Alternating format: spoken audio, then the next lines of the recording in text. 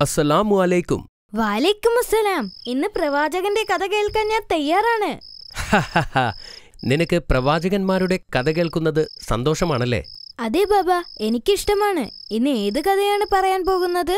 ഇൻഷാ അല്ലാഹ്, ഞാനിന്ന് പറയാൻ പോകുന്നത് അള്ളാഹു ഭൂമിയിലേക്ക് അയച്ച അവസാനത്തെ നബിയായ മുഹമ്മദ് നബി സ്വല്ലല്ലാഹു അലൈഹി വസല്ലമയെ കുറിച്ചാണ്. മാഷാ അല്ലാ, അത് ഗംഭീരമാണ്. എന്നാൽ കേൾക്കാൻ റെഡിയായിക്കോളൂ.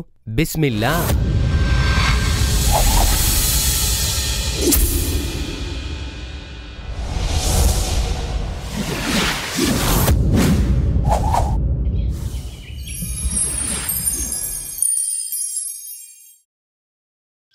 റബിയുല്ലവൽ 12 അറേബ്യയിലെ മക്കയിലാണ് മുഹമ്മദ് നബി സ്വല്ലല്ലാഹു അലൈഹി വസല്ലം ജനിച്ചത്. അദ്ദേഹത്തിന്റെ മാതാവ് സഹ്റ കുടുംബത്തിലെ വഹാബ് ഇബ്നു അബ്ദുൽ മനാഫിന്റെ മകളായ ആമിന ബീവി റളിയല്ലാഹു അൻഹയാണ്.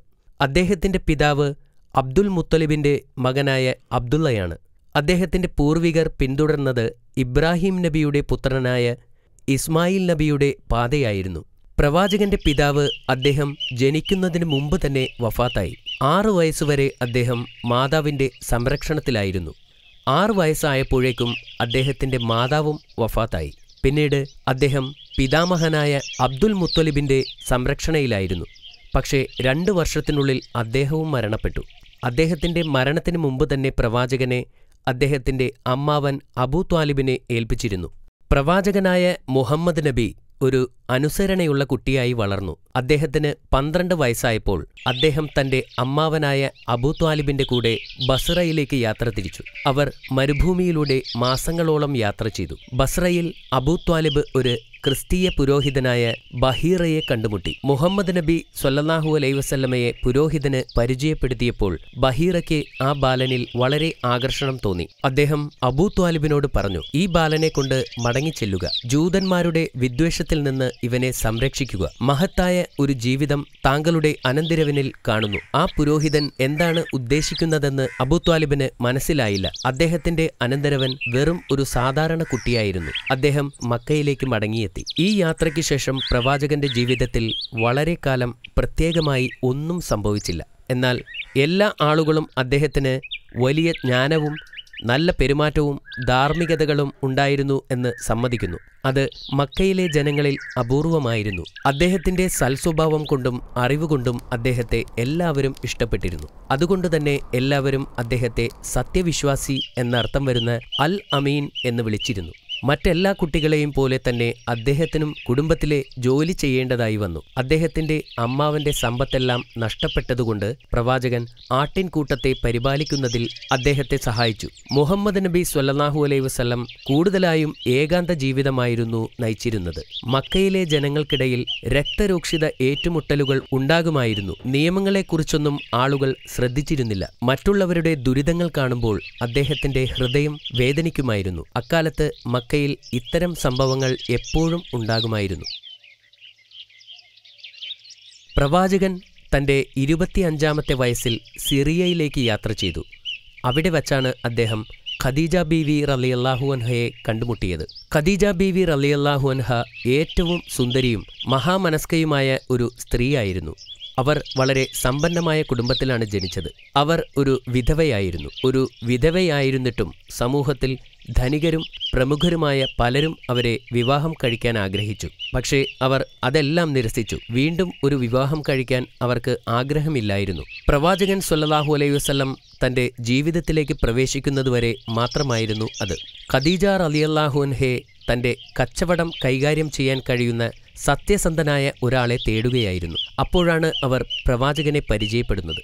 അദ്ദേഹം ഒരു അനാഥനും പാവപ്പെട്ടവനും ആണെന്നറിയാമെങ്കിലും അദ്ദേഹം ഒരു ഉന്നത കുടുംബത്തിൽ നിന്നാണെന്നും അവർക്ക് മനസ്സിലായി. അദ്ദേഹം കുറ്റമറ്റതും ധാർമ്മിക സ്വഭാവം ഉള്ളവനുമായിരുന്നു. മാത്രമല്ല ഏറ്റവും സത്യസന്ധനായ മനുഷ്യനാണെന്നും അറിയപ്പെടുന്നു. പ്രവാചകൻ പെട്ടെന്നു തന്നെ ജോലി ചെയ്തു തുടങ്ങി. തന്റെ ആദ്യ കച്ചവടത്തിനായി ഒരു ജോലിക്കാരനുമായി അദ്ദേഹം യാത്ര പുറപ്പെട്ടു. അവർ മടങ്ങി വന്നപ്പോൾ പ്രവാചകന്റെ സ്വഭാവത്തെക്കുറിച്ച് അവർ ജോലിക്കാരനോട് അന്വേഷിച്ചു. ആ ജോലിക്കാരന്റെ വിവരണം അവളെ ആശ്ചര്യപ്പെടുത്തി. ഞാൻ കണ്ടിട്ടുള്ളതിൽ ഏറ്റവും നല്ലവനാണ് അദ്ദേഹം. അയാൾ പറഞ്ഞു, അദ്ദേഹം എന്നോടോ മറ്റുള്ളവരോടോ മോശമായി പെരുമാറിയിട്ടില്ല. ഞങ്ങൾ കത്തുന്ന സൂര്യന്റെ ചൂടിൽ മരുഭൂമിയിലൂടെ യാത്ര ചെയ്യുമ്പോൾ എപ്പോഴും ഒരു മേഘം തണൽ വിരിച്ചുകൊണ്ട് ഞങ്ങളോടൊപ്പമുണ്ടായിരുന്നു. മാത്രമല്ല, അദ്ദേഹം നല്ലൊരു കച്ചവടക്കാരനാണെന്ന് തെളിയിച്ചിട്ടുണ്ട്. ആദ്യം അദ്ദേഹത്തിന് കൊടുത്തിരുന്ന കച്ചവട സാധനങ്ങൾ വിറ്റു. പിന്നീട് ആ ലാഭം കൊണ്ട് അദ്ദേഹം മറ്റു കച്ചവട സാധനങ്ങൾ വാങ്ങി വീണ്ടും വിറ്റു. അങ്ങനെ ഇരട്ടി ലാഭം ഉണ്ടാക്കുകയായിരുന്നു. ഖദീജ ബീവി റളിയല്ലാഹു അൻഹയ്ക്ക് അദ്ദേഹത്തോട് പ്രണയം തോന്നിത്തുടങ്ങി. അവരെക്കാൾ 15 വയസ്സ് ഇളയതായിരുന്നു പ്രവാചകൻ. എന്നിട്ടും അദ്ദേഹത്തെ വിവാഹം ചെയ്യാൻ അവർ തീരുമാനിച്ചു. അടുത്ത ദിവസം അവർ തന്റെ സഹോദരിയെ ആ യുവാവിന്റെ അടുത്തേക്ക് അയച്ചു. താങ്കൾ എന്താണ് ഇതുവരെ വിവാഹം കഴിക്കാതിരുന്നത്? അവൾ ചോദിച്ചു. ഈ ചോദ്യം അർത്ഥരഹിതമാണെന്ന് അദ്ദേഹം മറുപടി പറഞ്ഞു. മഹനീയതയും സൗന്ദര്യവുമുള്ള ഒരു ഭാര്യയെ ഞാൻ നിങ്ങൾക്ക് വാഗ്ദാനം ചെയ്താൽ നിങ്ങൾക്കതിൽ താൽപ്പര്യമുണ്ടാകുമോ? അവൾ ചോദിച്ചു. അതാരാണ്? അവൾ സഹോദരിയെപ്പറ്റി പറഞ്ഞപ്പോൾ അദ്ദേഹം ആശ്ചര്യത്തോടെ പതുക്കെ ചിരിച്ചു. ഞാനെങ്ങനെ അവരെ വിവാഹം കഴിക്കും? നഗരത്തിലെ ഏറ്റവും ശ്രേഷ്ഠന്മാരെ പോലും നിരസിച്ചവരാണവർ. ഈ പാവപ്പെട്ട ഇടയനേക്കാളും അവർ സമ്പന്നയും പ്രമുഖയുമാണ്. മുഹമ്മദ് നബി പറഞ്ഞു. നിങ്ങൾ വിഷമിക്കേണ്ട, അത് ഞാൻ ശ്രദ്ധിച്ചോളാം. സഹോദരി മറുപടി പറഞ്ഞു.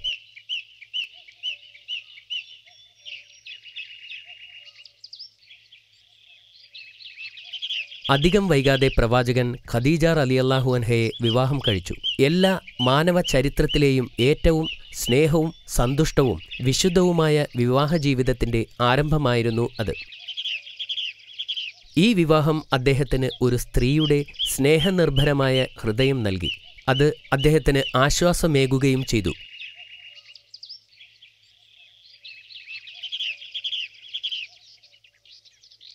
അതിനുശേഷം കുറേ വർഷങ്ങൾ അദ്ദേഹം സമ്പന്നനായി ജീവിച്ചു. 35-ാം വയസ്സിൽ അദ്ദേഹം തന്റെ വിധിപ്രകാരം ഒരു ഭീകരമായ തർക്കം പരിഹരിച്ചു. അത് അറേബ്യയെ ഒരു പുതിയ യുദ്ധ പാരമ്പര്യത്തിലേക്ക് തള്ളിയിടുമെന്ന ഭീഷണിപ്പെടുത്തലായിരുന്നു. കഅബയുടെ പുനർനിർമ്മാണത്തിനുള്ള സമയമായിരുന്നു അത്. അവിടെ കൂടിയിരുന്ന ഓരോ ഗോത്രവും കറുത്ത കല്ല് ഉയർത്തിപ്പിടിക്കുന്നതിനുള്ള ബഹുമതി ആവശ്യപ്പെട്ടു.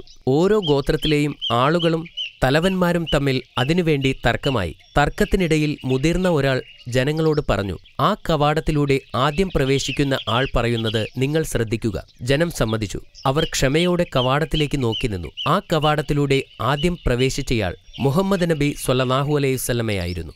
വിവിധ ഗോത്രക്കാർ അദ്ദേഹത്തിന്റെ ഉപദേശം തേടി. അവരുടെ പ്രശ്നം കേട്ടതിനു ശേഷം നബി തങ്ങൾ പറഞ്ഞു, ആ കല്ല് ഒരു വലിയ തുണിയിൽ വയ്ക്കുക. ഓരോ ഗോത്രക്കാരും തുണിയുടെ ഓരോ ഭാഗം പിടിച്ചുകൊണ്ട് കല്ല് ഉയർത്തുക. ഈ ആശയം ജനം സന്തോഷത്തോടെ അംഗീകരിച്ചു.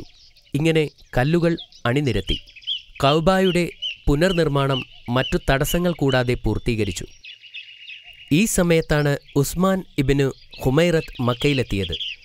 ബൈസന്റൈൻ ഗോൾഡ് ഉപയോഗിച്ച് അദ്ദേഹം മക്കയുടെ ജനതയെ പ്രലോഭിപ്പിക്കാൻ ശ്രമിച്ചു.